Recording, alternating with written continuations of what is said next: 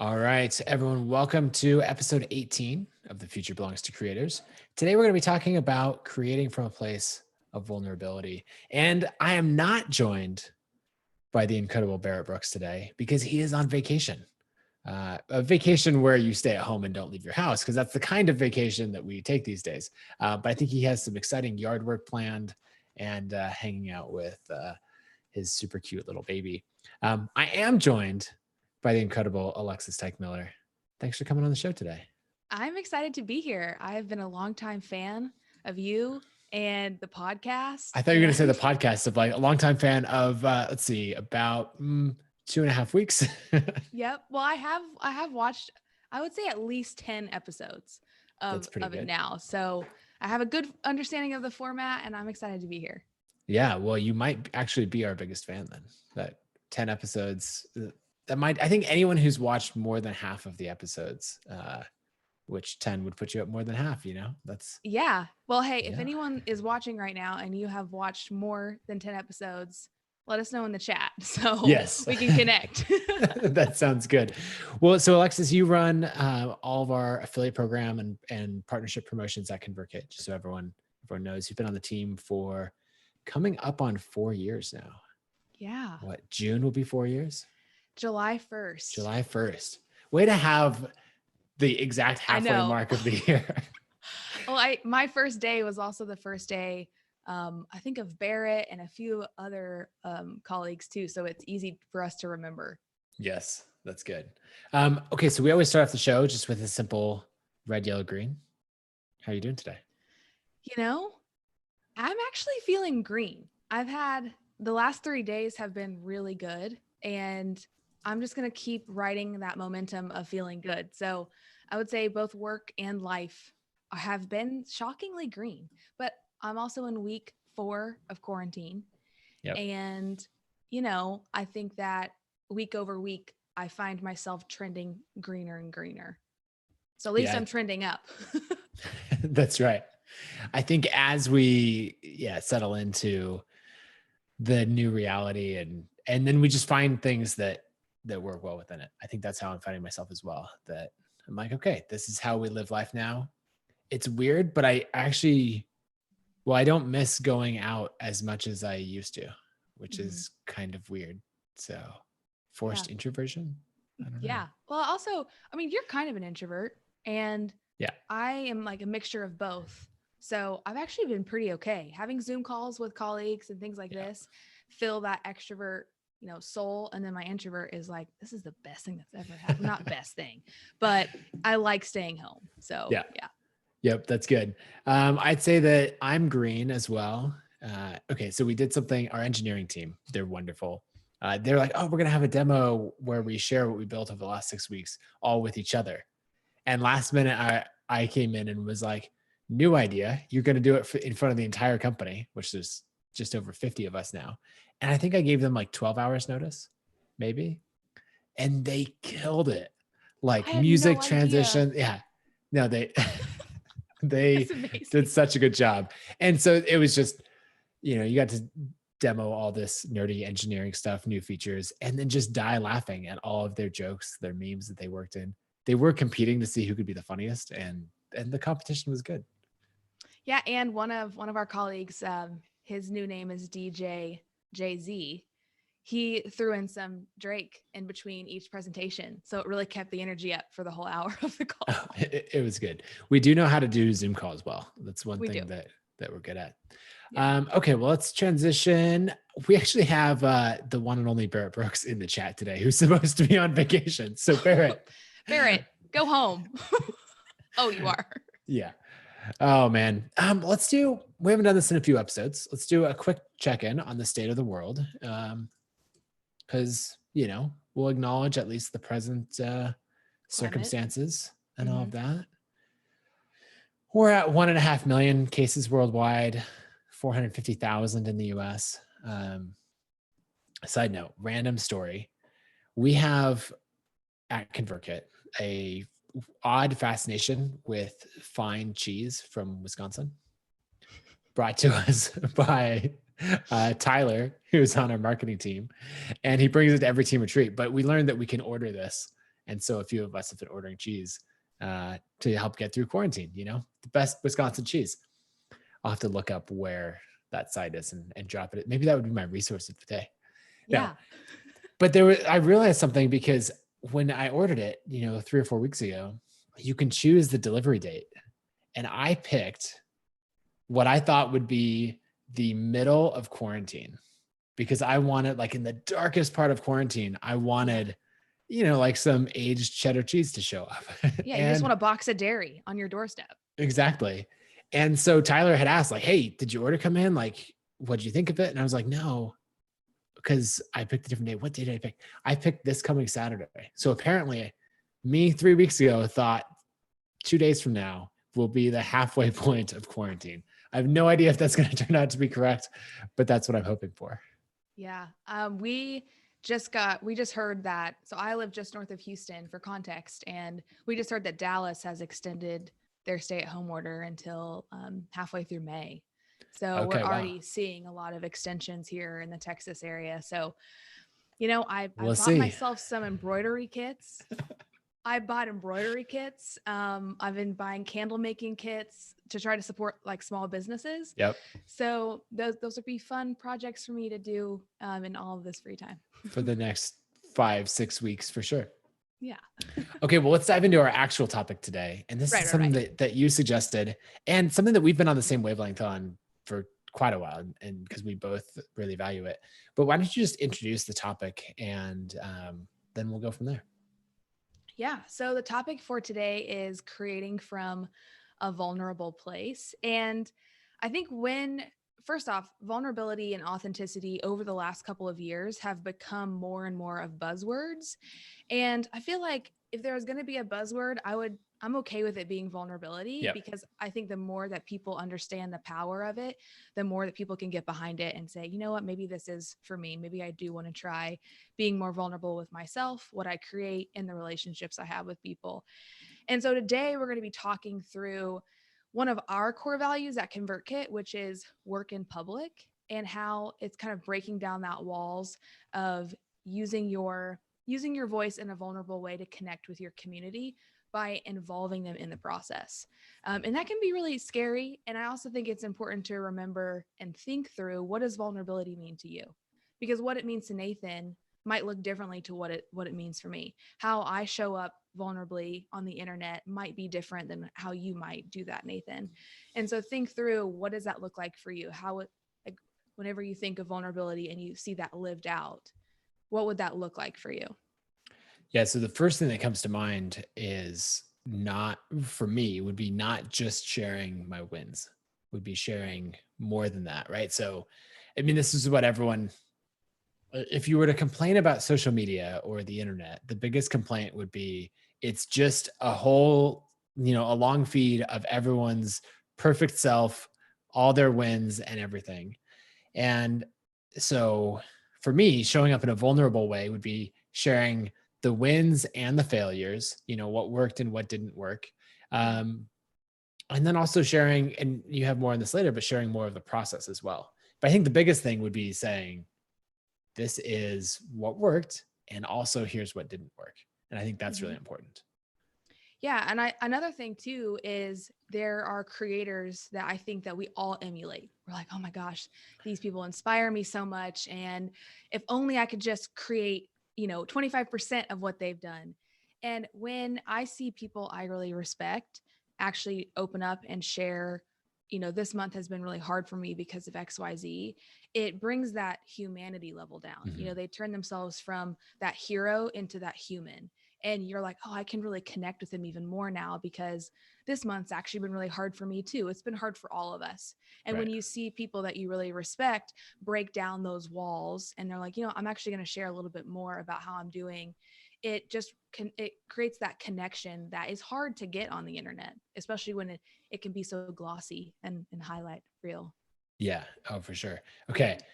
I have a question that just came to mind for you. And I'm wondering, because if I were listening and people were telling me, okay, be more vulnerable, share more of who you are and all of that, I would wonder yeah, but what about when it bites you? And so is there a time that you've ever felt like maybe you shared something really authentically or in a vulnerable way, and maybe you like 100% believe in that, but people, uh, gave you a hard time for it or something like that, where someone came in and said like, oh, that shouldn't have been shared, or, like being the obnoxious audience member on the internet that we all encounter. Right. Almost like being called out for it being an overshare, or Yeah. like, oh, that was too much. I've only had that experience once, actually, with a family member. Okay. Yeah. And we were able to talk through that, of why it was important for me to share. But yeah, I mean, that's interesting too. I'm glad that you brought that up, because something that I'm a huge believer in and I stand by is that, as much as we're going to talk through today the importance of involving other people in the process and how vulnerability can actually create a really strong connection with your community, I think it's first important for you to realize that vulnerability is not for anyone else. It is for you. And if you feel like you need to share something, or you need to put it out, whatever, level of importance that is, that's for you, because that's you keeping promises to yourself that you're going to be who you are. I'm going to show up and I'm going to be who I am. And if someone has feedback on that, or someone thinks that was an overshare, that's okay. But their version of vulnerability is different than mine. And that's okay. Like, I still feel strong. I don't feel weak in that. And that's actually one of the things that we're going to talk through today, is like neutralizing the fear around vulnerability. Because I think in general, as a society, we have been taught to view emotion as a weakness. And so we're like, well, don't share too much and don't share too often. And so we limit ourselves on how much we really show up in the world, because we're scared that people are going to think that we're weak. Okay. So let's dive into that, of like, how do you neutralize that fear? And because I think what you're saying about emotion is really important. And I grew up not necessarily thinking that emotion is a weakness, but thinking that it's scary, right? Because in the environment that I grew up in, the most common emotion that was expressed was anger, right? And so whenever things would get emotional, I'd be like, "Ooh, that's going to turn scary. That's no longer safe. Let's not do that." And so it actually took me a very long time to actually get to a point where I could lean into emotion. But how would you go about leaning into that and addressing those fears? I would just say journal. I know that sounds really simple, but it really does work. When you give yourself the space to just free write through your thoughts and feelings, it's actually going to unearth a lot of reflection time for you, because I think a lot of times we don't actually understand the present moment because we haven't reflected on how we got here. And so if you wake up one day and you're like, man, I'm not as vulnerable as I thought, or I'm not as close to people as I thought, or maybe my audience doesn't feel as connected to me as I thought, it might be an opportunity for you to turn back and reflect on the steps that got you to where you are. And so for me, processing emotion has a lot to do with being alone and giving myself the space to actually reflect. Yeah, that's really good. And Keshna just shared in the chat that she's heard share from the scar, not from the wound. So basically wait for the healing to happen and then share. And so I think that's really good, because I would separate those two steps. And like journaling, as you mentioned, I'm also a huge advocate for journaling, counseling, all of these tools that are really good. And you can use those to process and to heal and all of that. And then you can also, when you're in a better place, you can share. That said, there's something that happens, and I am just as guilty of this as anybody, right? I put a lot of my life on the internet. Same. But yeah, welcome to the club. Here we are. Yeah. Instagram stories, Twitter, live shows, whatever. Like, a lot of us is on the internet. But if I'm going through something difficult, I really tend to wait until I can process. I have processed that. I've bundled it up into a nice little lesson, and now I'm ready to teach it to you. Like, see how, sure, past me had issues, but current me is just ready to teach you what past me has learned. And I've seen people do that. It's that glossy, like you're trying to find the glossy version of vulnerability and pain and trauma. It's like, let me just gloss this up real quick, make sure I can turn it into a teachable moment. And I think that that's okay. But at the same time, it's kind of like trying to find meaning from grief or meaning from loss. And it's not that everything happens for a reason is like a thing that a lot of people say. It's finding the meaning behind the happening. Right. And I think that's kind of where you're at right now is I found the meaning in it and now I want to share the meaning. And I think that's okay. Yeah. Oh, totally. And so I think the thing that I would encourage people to do is you're not going to go to your audience when you're really struggling, but to have those people that you're going to ask for help, separate from that. So, when you come to a time that like, you're dealing with tragedy or loss or depression or any of these things, like if you've created a relationship where you want to go to your audience with that, that's totally fine. But have those people that you can reach out to. Don't think that you have to process it all on your own, and don't think that you have to like, oh, I'm a blogger and I teach things, so I will only process this with other people once it's all nice and neatly packaged up and perfect. Because I do think that there is something about being vulnerable, and if vulnerability is not your word, maybe transparent will feel better to you, is that it feels relatable. Right. I relate to people better. And whenever I relate to you, I listen to you. And if I listen to you, it means I'm actually altering some of my choices based on your advice. And whenever you have that relationship with someone, whether it's through a screen, I've never met people before, but if they're like, this is how these are the settings I shoot my DSLR on, I'm like, oh, all right, changing my settings to what they say, because they've shared the journey with me. And I think that it's something along the lines of, if I'm having trouble with my relationship with my dad, I'm not going to go to my audience and say, hey, my dad and I got in an argument and I'm going to tell you guys all about it. So it's choosing the level of vulnerability that you want to share. Whereas I had no idea for my new podcast thumbnail.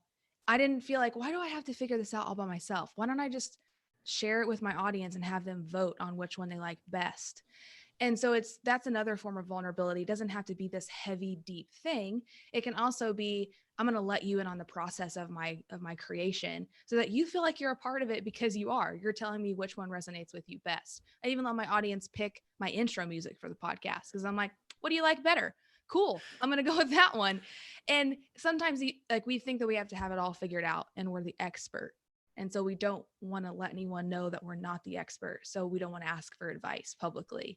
Right. And I think you can really miss out on building a stronger connection with your community if you let them in on it with you. So that's something that, I firmly believe in. And we have wrapped up in this idea at ConvertKit of work in public. And we've obviously, Barrett and I have done this with this podcast of like, here's the first version. Is it on iTunes yet? No, but it will be, and now it is. You can go subscribe on iTunes. But of just putting these things out there, working in public, showing the process. That's, we've obviously done it with all of our metrics as a company. Actually, I guess I asked the question earlier of a time that it's come back to bite you of being too vulnerable, or someone has thought that. And I would say with ConvertKit's metrics being public, there are times I've had a lot of really smart people say like, dude, stop doing that. I've had our competitors say like, hey, by the way, thanks for doing that. Really appreciate it. Because they're following along. And so you have to, know that some of these adverse reactions are going to come, and you just have to understand why you're doing it. There's no point in coming out and being like, I'm going to be vulnerable for the sake of being vulnerable, of like, I'm going to overshare everything. That's just who I am. And instead you think about, okay, what am I trying to accomplish? Okay. For me, I'm trying to work in public in a way that someone else could follow in the footsteps of what we've built at ConvertKit and shape our story and our data points to their own journey and their own mission. I'm trying to share numbers so that they can understand the context of the advice. Mm-hmm. And then I'm also trying to show up as a whole person so that they can understand and see that anything as a creator or the entrepreneurial journey is one of the most like emotionally difficult, emotional roller coaster things you could ever undertake. Right. And so if I show up and only show you the highlights, then I'm lying to you, and that's not authentic. And so I'm trying to show that here's the full story. That way, when you're like, oh, I'm like, this is going really poorly, why can't I just be like Nathan? Everything goes perfectly for him. You can realize that that's not the case. There's ups and downs through all of it. And we're trying to share the whole thing. And so my goal is to try to create as much of a public journey so that other people can follow along. And everyone's goal is going to be different. But when you're thinking about deciding how vulnerable to be, what to share, how to work in public, I would look at it from that perspective of what am I trying to set out there? What model am I trying to share? And then that way you have a framework to put that in and decide what to share. Yeah, it comes back to the intention. And this Mhm. is something that I've worked with friends and clients on when they're working through vulnerability and what they want to share. It comes down to what is your intention with sharing it? Is it because like there's also a side of vulnerability on the internet that can be what am I trying to say here? Like toxic in some way, or yeah, they're doing it for the wrong reasons. They're trying to like play on people's emotions right in a way that's like, here's everything that's happening. And yeah, there's I mean, there's definitely this is my life, it's a soap opera kind of right, aspect to it. right. And so it comes down to the intention of it and hopefully helping someone. Like you said, what am I trying to achieve with this? What am I trying to accomplish? And it kind of comes back to either you're helping someone or you're helping yourself. Because Right. when you're helping yourself and you're feeling like I am showing up in the world the way I want to show up, that's a really good feeling. You know, I Right. think both you and I, Nathan, we've all and everyone have come to terms with the fact that when you show up as someone other than yourself for too long, you know, you Right. kind of lose sight of like, who am I? What am I trying to actually do in life? Yeah. Billy in the chat suggested that like another version of, sharing that could go wrong as virtue signaling. And I think that's really good. And actually I'd forgotten about this one, that I got accused of virtue signaling really recently when we did our creator fund of like putting out this publicly. People were like, oh, there's just Nathan and ConvertKit. There's just all this virtue signaling. And it was on another thread and we were getting subtweeted and all that. And I was like, first I was upset about it. And then I realized, oh, they don't actually have any context. Like, and that's fine. I don't need to take that feedback. And sure, we can come in and from a perspective of like, we're bragging about it, of look how much money we're giving away, and it maybe could come across in that way. And that's why I think that by sharing so much more behind the scenes and so much more detail, it doesn't, for most people, for people who are really following your work, it's not going to come across just as virtue signaling because they know the whole picture. I'm sorry. Corey in the chat just said, hot take. People who say others are virtue signaling are usually people who aren't doing much to help others themselves. And if you want more of Corey, he'll be on the podcast live tomorrow for Q&A Friday. No, I'm glad that you brought that up. I think working at ConvertKit has taught me a lot about like being more transparent in saying, hey, I actually don't have the answer to that question, or we have a problem. I don't know the answer. Let me go solve. Right. Let me go investigate. And I think the same thing can go for you in your business. For those of you listening, that when you see a gap and you know that you need to fill it, sometimes saying, I'm not really sure, can give you a lot of equity with people and say, hey, I'm on this journey with you as well. Instead of always positioning yourself as the expert, I actually have unfollowed a lot of people who were the gurus and were the experts. And I'm not trying to bring down anyone. It's just that I want people in my life that I find relatable and who are inspiring me and calling me to a higher level. And that means, in business and emotionally calling me to a higher level. And so I want to surround myself and my feed on the internet with people that are doing that. Yeah. Oh, absolutely. And I think that, it's especially obvious when you see relatively new creators coming in. I see this in the like online business space the most, where people are trying to pass themselves off as a level that's well beyond where they're at. Right. And they're giving advice from that place. And we all can see through it really clearly. So just like own where you're at, what you're learning, be authentic in that way, and it'll go really well. I think an audience will reward that. Yeah. I was actually just talking with a friend about this the other day, that sometimes people don't want someone that's 20 steps ahead of them. They just want someone that's like 4 or 5. Yeah. And so if you can position yourself as hey, I've done the research. I know XYZ that you are trying to achieve. I'm not a doctor. I am not a psychiatrist. Right. I am not Brene Brown, but I can have really good discussions with you on vulnerability. Great. And instead of trying to position myself as an expert, I think it can take away a lot of credibility that you don't even have. Yeah.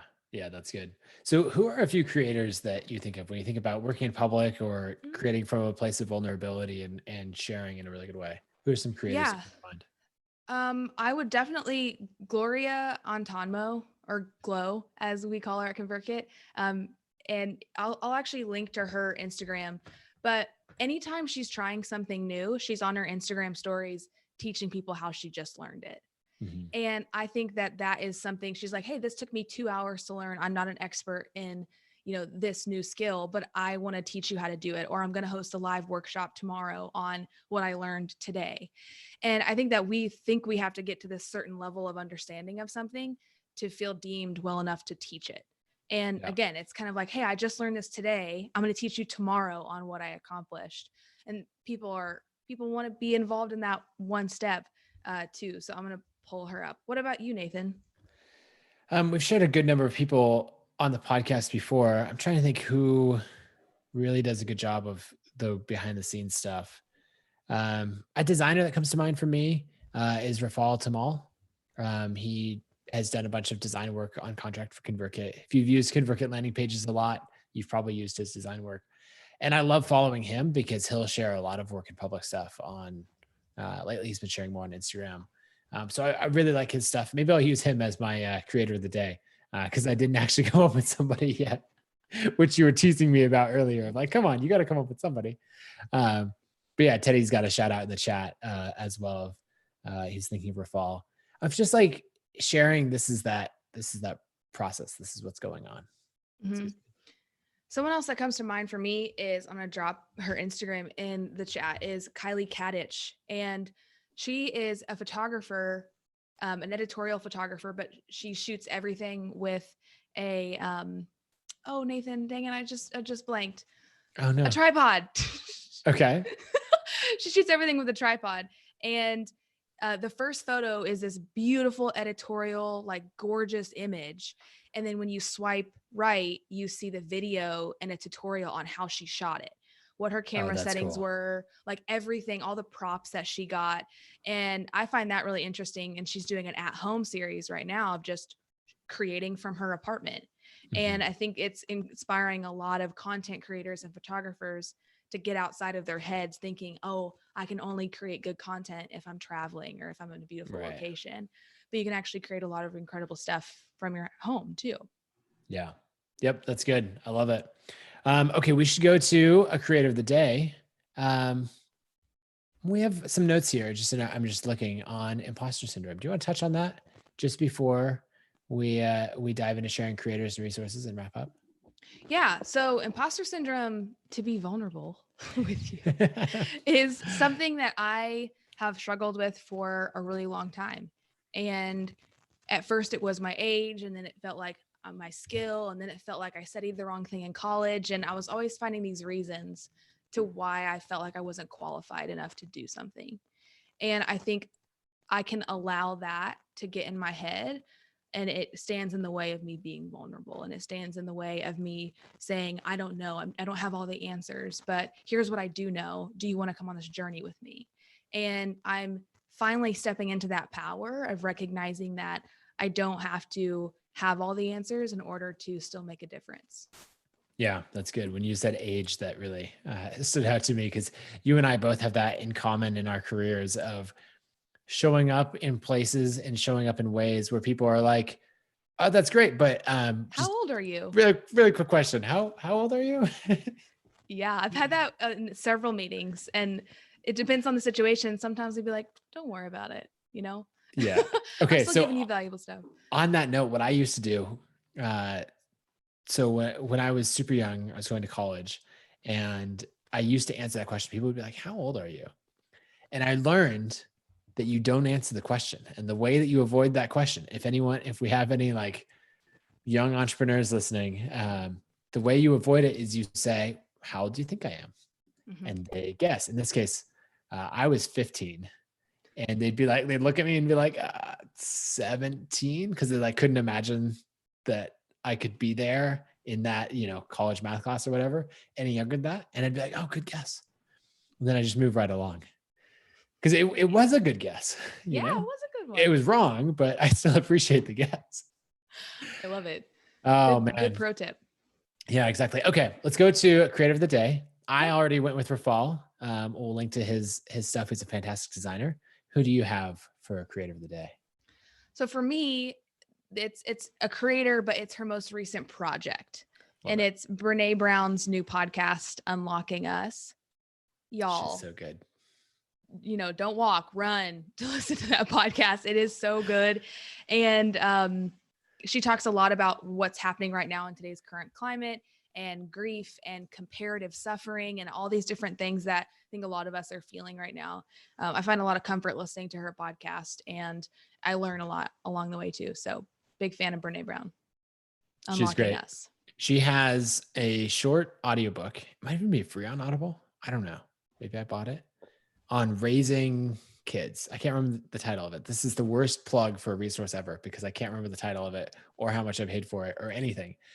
But it's like this 3-hour audiobook on raising kids. It's fantastic. And I loved it. Okay. My resource of the day, as we switch from creators to resources, it's a blurred line, what's a resource? What's a creator? This book is Anything You Want by Derek Sivers. It is maybe an hour to read.